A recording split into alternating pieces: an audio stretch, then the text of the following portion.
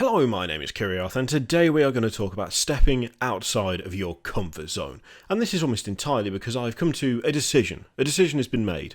I've come to a conclusion, which is that once the Dread Mob is finished, which it's getting there, you can see the lads over there, once that's finished, I'd plan to do a return to the Iron Warriors. I mean, after all, Iron Warriors were my thing way back in 3rd. I mean, I love the Iron Warriors, I still do. And I still have a few of them left, in fact. A few models lying around. The quality of painting is not the highest, I'll be totally honest. You don't need a clear camera picture to see that guy does not look great, applied with all the skill and patience of someone who really knew that there should be paint on them, but was not prepared to find out how to do it properly. In fact, looking at it, even the dude's arm isn't even attached right. Jesus Christ, it's like split off from the body there. How did I even do that? Anyway, the original intention was once I finished the Dread Mob to move on to doing an Iron Warriors force. Even in a very similar vein, I'll be totally honest. It's not like it was going to be an actual proper army. It was going to be silly again because I've really enjoyed building a bunch of dreadnoughts and rusting the shit out of them. It's been fun. It's been relaxing. It's not been too taxing in terms of effort put into the paint job or anything like that, which, to be honest, shows. But I'd intended to go Defilers, Mauler Fiends, Forge Fiends, Hellbrutes, Lord Discordants rattling around the place, keeping them all going. A very mechanical, stompy army. But then we saw the boxes for Apocalypse. And those boxes kind of reminded me of something that I think I've not really paid that much attention to, but perhaps should have done. Which is that the vast majority of stuff that I've painted over the years has been Power Armour. I've painted a lot of Power Armour. I mean, I started a 30k force, which was Wordbearers, which was also Power Armour. I then did a load of stuff with those to make them Iron Warriors, which is also Power Armour.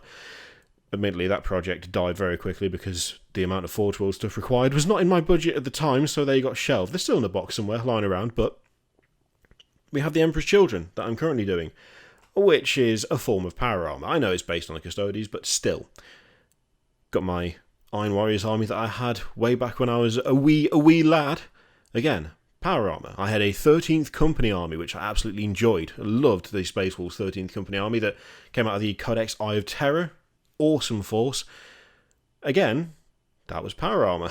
Admittedly, it was a mix of Loyalist and Chaos Power Armour. In fact, if I remember correctly, the boxes that you got the 13th Company squads in were just a 50-50 split of sprues. It was just, here you go, here's half a tactical squad, here is half a chaos squad, knock yourself out. I enjoyed that army a lot, but again, the overriding theme here is Power Armour. And in fact, when I rejoined the hobby after a couple of years break, one of the first things I did was my massive bunch of 20 Terminators, with a few extra bits here and there, which admittedly some of them are blocked by the battle map, but they are right behind me. In fact, there's a video about those, which I'll stick in the description so you can see what they're like if you haven't seen it already. In short, I've painted an absolute metric fuckton of Power Armour over the years. I think the smallest army I've had that has been comprised entirely of Power Armour was, in fact, it was the 13th Company, and that was only because that force was limited to 2,250 points. I mean, you could have 750 points worth of whatever for every HQ you could take, and you could only take 3 HQs, so naturally the ceiling for that was 2,250. That's the smallest force that I've had in terms of Space Marines. I've painted a lot of Power Armour, and not much of anything else. I mean, I did have a Necron's army, and I could count that, but I'm not going to because I didn't do anything with it. That army was black and silver, and funnily enough, the silver was bolt gun metal out of the spray can, and the black was the shoulder pads, and that was the entirety of painting that force. I don't even know if I was using washes at that point. I'm pretty sure I wasn't. So it was the most bog standard of basic paint jobs on the Necrons, which, to be honest, you can kind of get away with if we're being totally blunt about it. But the only thing that really has changed that kind of streak of Power Armour and just, well, living armour, I guess, in a way, was the Orc army I had. And I actually enjoyed painting the Orcs a lot, but not enough to warrant painting like 150 boys or whatever the hell I had. I had a large Orc army, and they were all green. They were all green, I'll have you know. The skin was all green. It lacked any sort of definition because I did one squad and it took me like 2 weeks to get it looking what I felt was halfway acceptable. And then I looked at the rest of it and went, God, no. There's no way I'm doing this. I can't handle this. So they stayed very basic for a long time until a lot of them were sold on. I need something different. I need something that is going to be not what I'm used to. I'm just used to the shapes of Space Marines, to the shape of Necrons, which I know they're not the same, but to be honest, with Necrons there's so many easy ways to paint them, and plenty of people go well out of their way and create fantastic looking armies without cheaping out the way I did it. But it's one of those things where I've done it before and I know how I'd do it. I'm aware of how I would get a decent Necron scheme at this point. I know what colours I'd use. I know enough about the way I've started using washes more to paint that I reckon I could do a decent job with them. But I've already done them. And I apply now the stuff that I've learned over the years to things like the Emperor's Children. So it's like I already have a Power Armour project that is utilising techniques that I just didn't have all those years ago. And I need something different. I need a change. Because even, I did think to myself, well, you know what? Defilers, Mauler Fiends, all that stuff, like, they're not Space Marines, it's not Power Armour, it's not what you've done before. But let's be honest, if you can paint those in any sort of acceptable fashion, which at the very least I'd say they're acceptable. I know they're very Marmite. Some people really like the way those are painted and some people hate it, that's fine. But if you can paint a Dreadnought, you can paint a Defiler. If you can paint a Contemptor, you can paint a Forge Fiend. It's like, the shapes aren't all that different. The flow isn't all that different. The overall methods aren't all that different. And I've got very comfortable with doing certain types of things. I've got very comfortable with certain types of paint jobs. And I've got very comfortable with like the grimy, messy feel. That is what I tend to go for the vast majority of my models. I like that look. I like that style. I mean, to varying degrees, admittedly. I mean, this guy is nowhere near as beat up as the rest of the Defilers. Someone pointed out I hadn't painted the eyes, so I'm painting the eyes. Don't worry, that's not finished. But yeah, like, he's nowhere near as mucky and grimy. I've been a lot more restrained with this dude than I have with any of the others. But he's still mucky. He's still grimy. It's still the same basic technique, and I still knew how this was going to look before I started painting it. The Apocalypse box stuff that we saw has changed the way that I'm looking at the next project. I was looking for something comfortable. I was looking for something that I knew how to approach, something that was, admittedly silly again, but something that is not a huge departure from what I'm used to.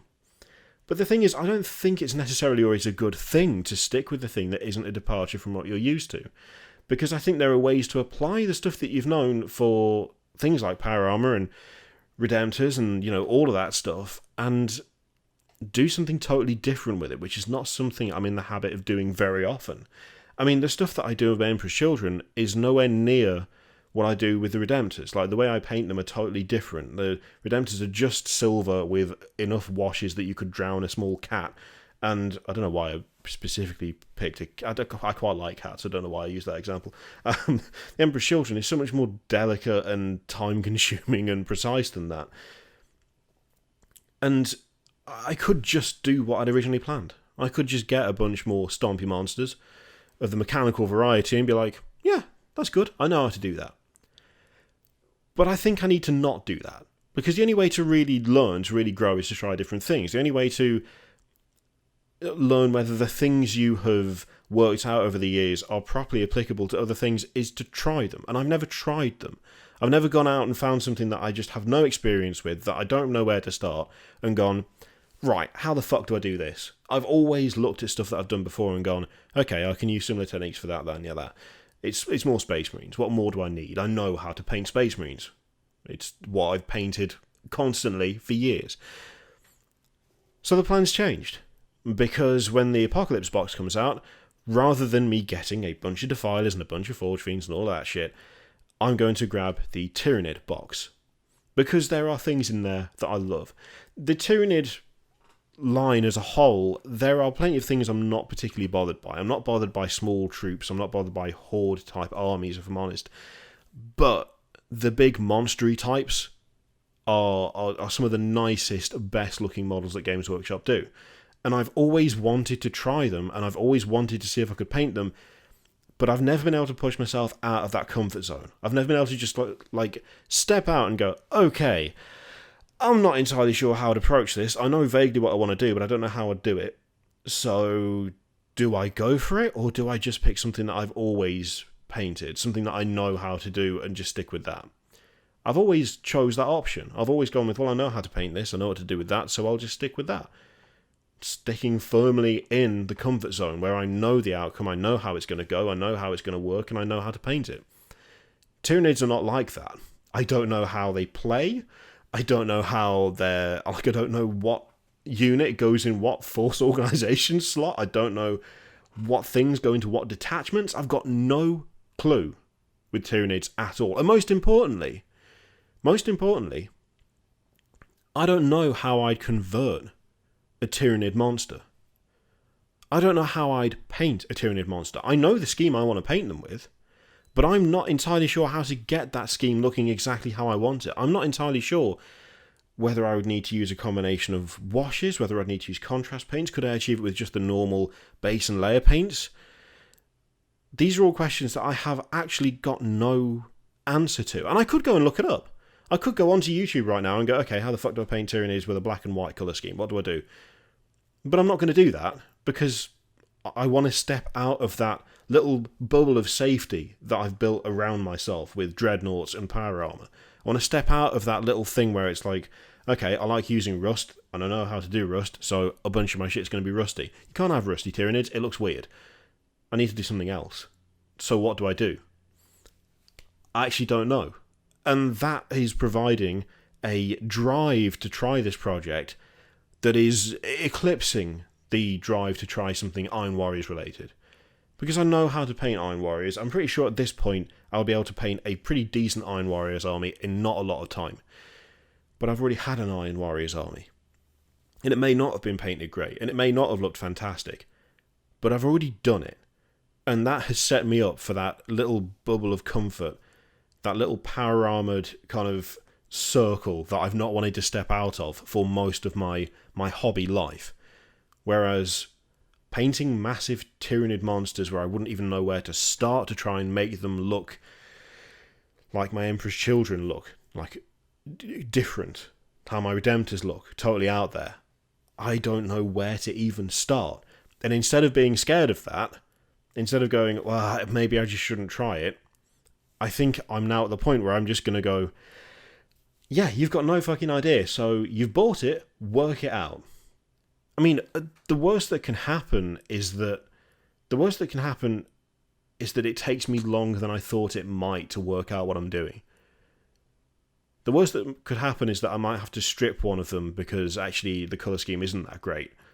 But the best thing that can happen, and easily the thing that will happen soonest, is that I will work out how to make them what I want them. I will work out how to get the paint job that I want on them, and I will have actually stepped out of that little bubble of security and gone, let's go for something completely different to anything I've done before, because I can tell you right now that Tyranids are completely different to anything I've done before. And I'm really, really looking forward to it because of that. I'm actually looking forward to being in a position where I've got to sit down and make myself learn how to paint a new army, because when you spend your entire time painting power armor or massive versions of power armor, you get into a flow, you get into a routine, you get into a headspace whereby you just know what to do and when to do it, and it's not that much of a challenge. I think part of this is brought on by the fact that I'm finding my Emperor's Children so difficult, because I can't do what I've done, for years and years, which is just slap colour on wherever. Like, I'm having to be a lot more precise, and I'm having to put a lot more effort in, a lot more care, and I'm having to think a lot harder. And I want to extend that to something that I'm totally unfamiliar with. And giant Tyranid monsters is most definitely something that I am completely unfamiliar with. So yeah, that is essentially just talking through why I'm going to scrap my original idea and go for something that is not what I would ever have picked before. I think every now and again you might need to do that. I think it's something that's probably quite healthy and quite good to keep you going, to keep you interested, to keep you invested in the hobby, to pick something that you just don't know how to tackle and see where it takes you. Something I've not actually really properly done before. So, yeah, I'm genuinely looking forward to this. It's going to be fun. Anyway, that was, as always, rambly as anything. Thank you very much for watching. Is there anything that you are planning right now that is way out of your comfort zone, that you're just going to step outside of it and go, yes, I'm going to try that. I don't know how I'm going to do it, but I'm going to try it. And if so, what is that? And why have you decided to do that? Let me know in the comments down below. In the meantime, feel free to click all the things, Patreon, video, subscribe, all of that shit. There is an affiliate link for Element Games in the description. If you click it and buy something, I get a little something. You don't spend anything extra. You just save what you normally spend at Games Workshop or any of the other 18 million tabletop games that they currently have in stock, and paints and all of that shit. You can do that if you like. Don't have to. I leave it entirely up to you. Thank you very much for watching, and I'll see you next time. Toodaloo.